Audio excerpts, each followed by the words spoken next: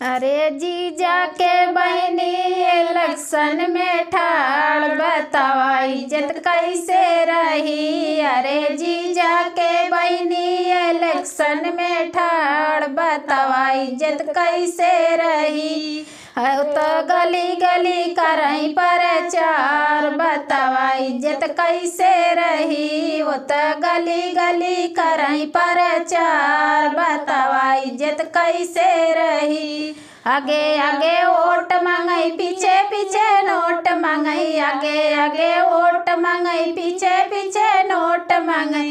वो तो मांगेली भैया हमार बतावा इज्जत कैसे रही। वो तो मांगेली भैया हमार बतावा इज्जत कैसे रही। अरे जीजा के दीदी इलेक्शन में ठाड़ बतावा इज्जत कैसे रही। वो तो गली गली करई प्रचार बतावा इज्जत कैसे रही। वो तो गली गली करई प्रचार बतावा इज्जत कैसे रही।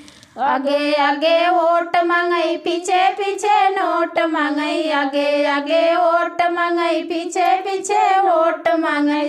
अरे मांगेली मोटा मोटा यार बतावा इज्जत कैसे रही। अरे मांगेली मोटा मोटा यार बतावा इज्जत कैसे रही। अरे जीजा के बहनी इलेक्शन में ठाड़ बतावा इज्जत कैसे रही।